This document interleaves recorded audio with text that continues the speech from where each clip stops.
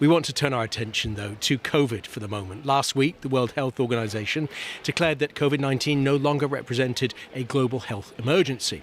But we wanted to hear what it was like for people still affected by the virus, in particular by long COVID. Many people who catch COVID don't become seriously ill, but some people have long-term problems, even if they weren't that ill in the first place. Long COVID isn't yet fully understood. Symptoms vary from person to person, but one common symptom does appear to be fatigue. Sammie is the founder of Long COVID Kids here in the UK, a group supporting children with long-term post-COVID symptoms. Both she and her daughter had the virus in 2020 at the start of the pandemic and are now living with long COVID. And Tresia is in the US. She caught COVID in 2022 and has been struggling since. She was living with disabilities before she contracted the virus. My colleague Carney Sharp has been speaking to both of them. She began by asking Sammie to tell her what impact the illness has had on her life. It's been life-altering, and I think if you asked me that question at different points in the last 3 years, I would probably answer quite differently.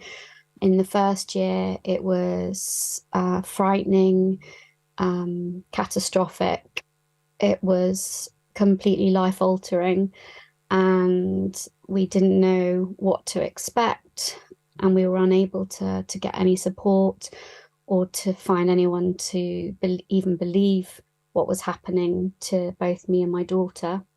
And then fast forward to 2023, and I feel like although I still have hope that we will get better, and I am still obviously not happy about my current health, I am in a different place because I have adapted my life to the current health status that I have, but it's a long way from where I was before the pandemic.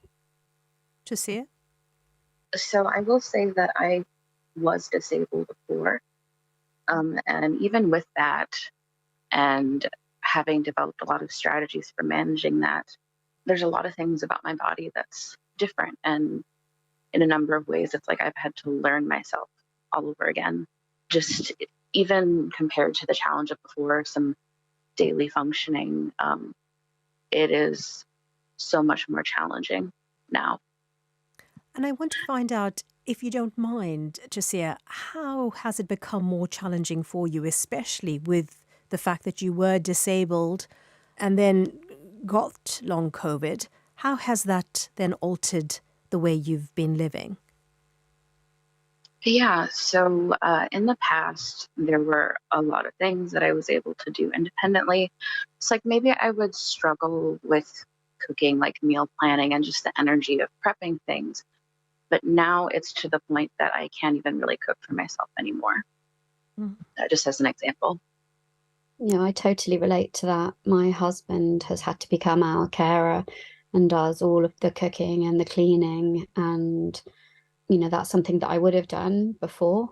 But now that's not possible. And actually the energy requirement involved for doing those tasks can prevent me from being able to have a decent ability to communicate or perform simple tasks like washing and dressing. So it's like everything is now a choice of one or the other rather than being able to do things consecutively. Yeah, I completely agree with that. And to some extent, I'd done that before, but like you and I both have said, it's just so much more significant now. I'm sure that probably after this is over, I'm probably going to be wiped, honestly. You mean after the conversation is over? Yeah. Is it because it's draining? And I wondered whether either of you could describe those symptoms, because, you've painted a great picture so far, but help us understand what that fatigue is like on a day-to-day basis.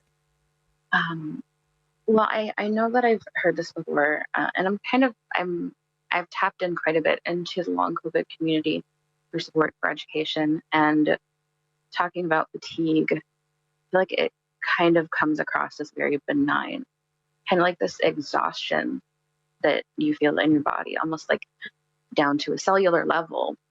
And it's not the same as like if you take a nap, you'll be recharged after. It's kind of like a battery that only charges to about 60%. When it says it's 100%, and then it drains very fast, and you don't know how long it will take to recharge each time. And you don't know what kind of energy you'll have access to each day. And I, again, did have some familiarity with that being disabled before. But again, it's just, it's really dialed up to 11. Yeah, I can't imagine what that must feel like. Sammie, is that your experience as well? But I suppose Tresia brings with it a disability as well. What's your experience like? So before the pandemic, I was working as a women's health coach, running, lifting very heavy weights, teaching Pilates, aerial trapeze. I didn't really sit down at all during the day.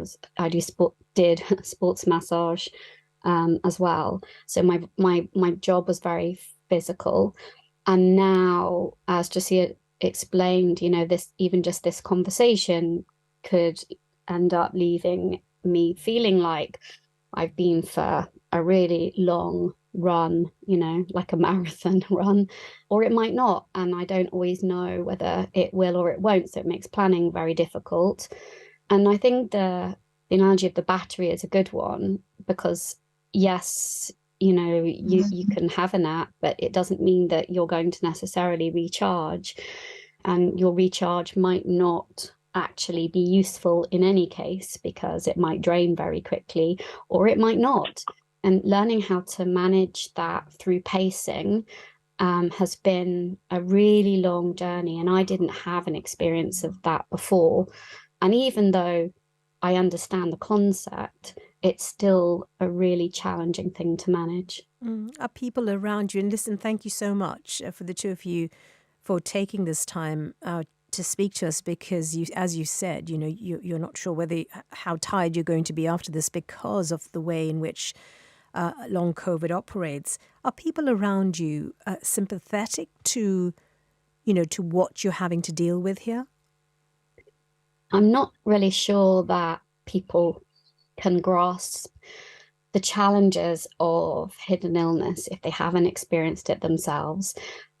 So even for my husband, who's living with, two people who have a new level of disability with long COVID, it took him a while to understand that even if we looked okay, it didn't necessarily mean we were able to participate in something that perhaps we'd done before.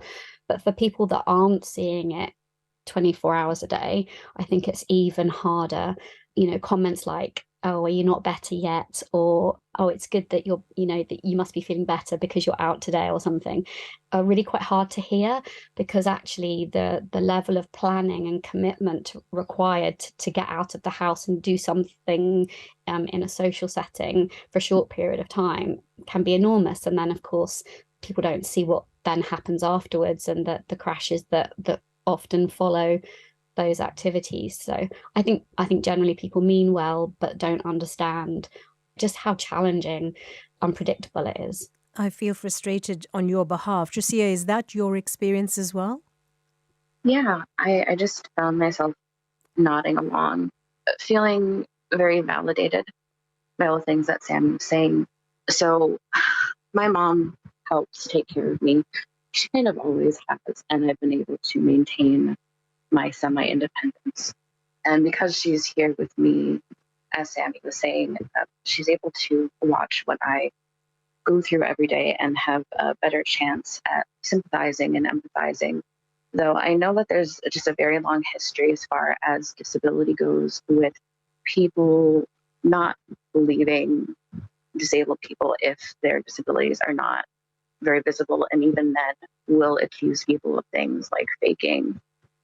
I know that there are quite a few people as well who don't even think that long COVID is real, let alone other viral induced or complex health conditions. Yeah, I mean, it seems so unfair, because there's just we're still having to learn about this. It seems like a long time ago, but it actually isn't. I wonder if you wouldn't mind me asking you then, in that situation where there can be a lack of understanding or a misunderstanding, Does that then put a strain on the relationships, those that are close to you especially, like within the household or other family members? Aside from maybe a handful of friends and my mom, who I can talk to, not just about my long COVID, but kind of other things that are going on. Generally, when I have tried to have conversations with people, it's almost like they kind of shut off. Mhm. Mm. I know that there's a lot of people who are under a lot of stress. I think there's something to be said about the trauma of everything that has happened up to this point. So it can be hard to just even find people to talk to. And it's also a very isolating thing unless you've experienced it, or even if you are close to someone, but still, it's really hard to know unless you're going through it. Aside from those people, I'll be honest, I haven't really been talking to a lot of my friends or family. Mm. Yeah, I mean, I'm just nodding away with everything Tresia is saying, and I echo everything she's just said. For me, I feel really blessed. My husband's been incredible, but I'm aware from the long COVID community that there are lots of relationships which haven't survived our own experiences. Friendships have fallen away because we're not able to do the things that we did before. And honestly, I think there's a lot of disbelief and probably chatter behind closed doors about how real the condition is and how much of it is, yeah, is it being made up? Is, are we laying on thick for sympathy? I don't know what people think, but I do know that friendships that I thought were really solid, those friends haven't really shown an interest, maybe because they don't know what to say and they don't know how to handle it, or perhaps because our lives are so different now that the conversations, what that I can bring to the table are very different to the ones that we would have had before. So the commonalities have been lost. And I know my daughter has found that, she describes it as her friends have left her behind. You choose your friendships with people that have had similar experiences to you. So the long COVID community has been an absolute lifeline for that. And like Tresia was saying, my friends now are friends who have long COVID. It's nice to spend time with people that you don't have to explain things to and that won't judge you. There's something so lovely about that, but so sad because, obviously you have a shared experience. So you're sharing a commonality here, but it's so sad that you can only relate to each other. I wanted to ask you what your reaction then is to the announcement by the World Health Organization on the 5th of May. They declared that COVID-19 no longer represents a global health emergency. When you heard that, what was your reaction, Tresia? So I know that there was a lot that went along with that declaration. They do say that COVID-19 is still a concern and they still have guidance and kind of recommendations. The problem is kind of with a lot of health messaging that has been out there, it's not been interpreted the way that it needs to be. I think about all of the countries where there are still cases, there's still people who are catching COVID, that there are still more people every day that are developing long COVID. And we've also had, people within the long COVID community feel like they've been left behind following the announcement. But here you both are ongoing testimonies, reminders, really, to what we've all experienced. I wonder, Sammie, what your reaction was, or do you feel like you've been left behind following the announcement? When I heard the announcement initially, I was really shocked and concerned about the way it was being portrayed. But when you dig deeper, like Tresia said, Dr. Tedros did say that, the worst thing any country can do now is let its guard down. But that's not what the newspapers pick up on, and that's not what the general public pick up on. It's usually the headline. And I think the headline is actually really concerning because public health messaging has been so poor throughout the pandemic. And this is only going to be another message which is unhelpful in making sure people can make informed choices and not end up in the situation of having a complex health condition from a virus that we don't yet understand. I do feel abandoned, and I do feel that long COVID continues to be minimised. What would the two of you like to see in terms of what more can be done for the long COVID community? What would you like to happen next? So I'd like to see investment in biomedical research, and I'd like to see large studies that look at the pathology of long COVID in all age groups, especially children. You know, the children who have been affected close to my heart, my daughter and 12,000 members in our support services. And I'd like to see clear messaging, public health messaging, so that people understand the risk, because we see people developing long COVID in their first, second, third, subsequent infections. And I just don't think that the general public understand that, regardless of vaccine status, that's still happening. The simplest thing is prevention. We need improved indoor air quality in spaces where we're sharing the air with others, particularly educational settings, workspaces, community settings. There's no downside to clean indoor air. So it seems to me like a no-brainer. I very much agree with everything that was said. Investing in different types of infrastructure. It's not just about what can we do? It has to be about lasting changes, and we as societies, we're going to have to make long-term changes to the way that our societies function and how we live, especially with consideration of future pandemics. What I would like to see, in addition to supports for people with long COVID, is kind of a shift in the way that other types of complex illnesses are. I think this is really a chance for people to be heard and seen, get funding and treatments and cures for their conditions, because I know there's so many people out there for decades who've also been treated the way that long haulers are currently being treated. Sammie and Tresia in conversation with my colleague, Carney Shop.